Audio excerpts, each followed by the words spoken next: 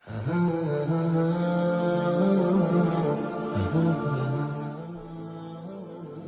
اللہ الرحمن الرحیم۔ ناظرین کرام، آج ہم سورہ مائدہ کے تعارف کے بارے میں بات کریں گے۔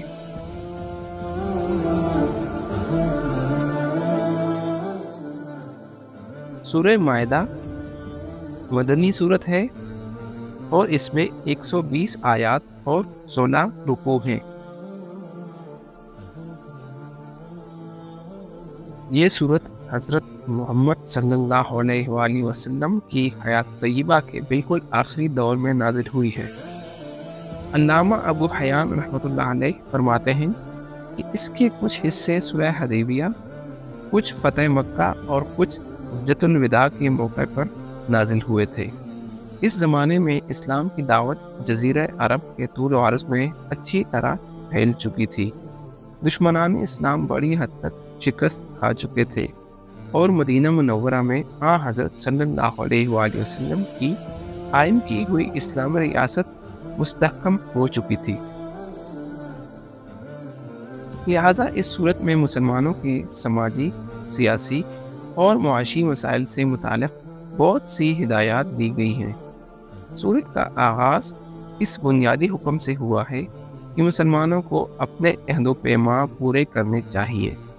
اس بنیادی حکم میں اجمالی طور پر شریعت کے تمام احکام آ گئے ہیں، چاہے وہ اللہ تعالیٰ کے حقوق سے متعلق ہوں یا بندوں کے حقوق سے متعلق۔ اس ضمن میں یہ اصول بڑی تاکید کے ساتھ سمجھایا گیا ہے کہ دشمنوں کے ساتھ بھی ہر معاملہ انصاف کے ساتھ ہونا چاہیے۔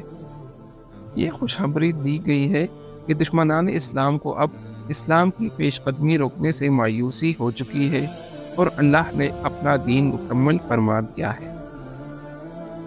اسی صورت میں یہ بھی بتایا گیا ہے کہ کس قسم کی غذائیں حلال ہیں اور کس قسم کی حرام۔ اسی سلسلے میں شکار کے احکام بھی وضاحت کے ساتھ بیان ہوئے ہیں۔ اہل کتاب کے ذبیحے اور ان کی عورتوں سے نکاح کے احکام کا بیان آیا ہے۔ چوری اور ڈاکے کی شرعی سزائیں مقرر فرمائی گئی ہیں۔